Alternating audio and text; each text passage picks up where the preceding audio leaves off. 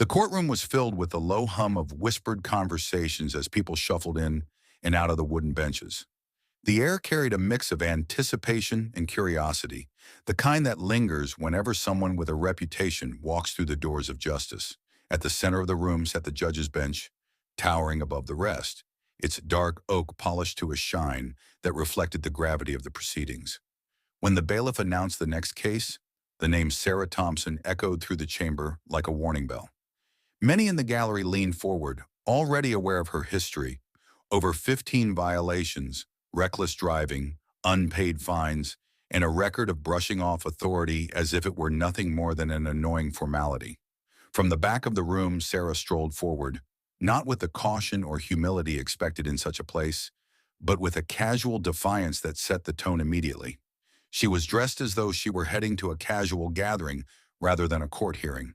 Her phone was still in her hand until the bailiff sternly gestured for her to put it away. With an exaggerated sigh, she slipped it into her pocket, crossing her arms like a teenager scolded for breaking curfew. Her footsteps were unhurried, her gaze wandering, and when she reached the podium, she rolled her eyes as if the very act of standing before the judge was a waste of her time. Judge Williams, a man with decades of experience, noticed it all: the subtle smirk at the corner of her lips, the careless shrug of her shoulders, the way she tapped her foot impatiently. He began formally, his tone controlled, reminding her why she was there.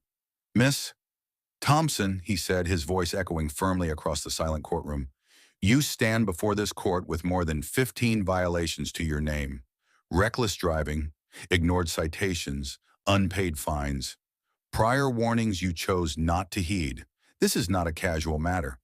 But Sarah's response came sharp and dismissive. Yeah, I get it. Can we just get this over with? I have things to do." The gallery stirred. Murmurs spread like ripples on water. People exchanged glances, shocked at her blatant disrespect. Yet Sarah seemed oblivious, chewing her gum, her arms folded tighter, her head tilted with arrogance. Judge Williams paused, studying her.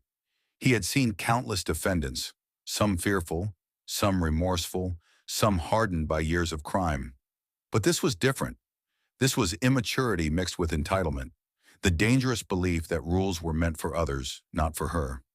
When she rolled her eyes again, this time directly at the judge's words, the silence grew heavy. It wasn't just a gesture. It was a statement, loud and clear. "I don't take this seriously." The judge leaned forward, his gaze sharp, his voice lowering into a tone that demanded attention. "Miss Thompson, did you just roll your eyes at this court?" For a moment she hesitated, then gave a half smirk and shrugged. "Maybe," she replied, her voice laced with sarcasm. "I mean, come on. It's just speeding tickets. Everyone speeds." Gasps echoed through the benches, the audience stunned by her brazenness. The judge set his gavel down carefully, not slamming it, but allowing the act itself to resonate with authority. He let the silence stretch, every second pulling the weight of judgment closer. Young lady," he finally said, his words measured and deliberate, "in this courtroom, respect is not optional. You are not here at your convenience, nor is this a matter to be brushed aside. You are here because your reckless disregard for the law puts lives at risk. Rolling your eyes will not erase your record. Dismissing these charges will not make them disappear.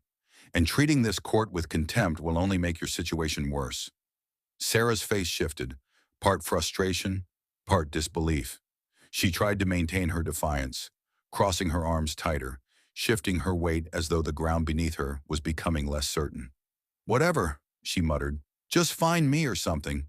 I don't care." Her words landed like stones thrown at a fortress, but the judge did not flinch. Instead, his tone sharpened. "Not so fast," he said, leaning in, his voice carrying the unmistakable edge of authority. "You think this is about a fine? You think this is about wasting your morning? No, Miss Thompson. This is about accountability. This is about the law reminding you that actions have consequences. And right now it seems to me that you have learned nothing." The courtroom sat in utter stillness. Every eye was fixed on the young woman whose arrogance had pushed the boundaries of patience. Her smirk was fading, her shoulders no longer held quite so high. Judge Williams pressed on, his voice now resonating with both firmness and purpose. The truth is simple, Miss Thompson. Your immaturity is dangerous. Every time you chose to drive recklessly, you gambled with lives, yours and those of complete strangers. Every unpaid fine, every ignored warning was a message that you believe the rules don't apply to you. Well, they do. And today, this court will make that clear.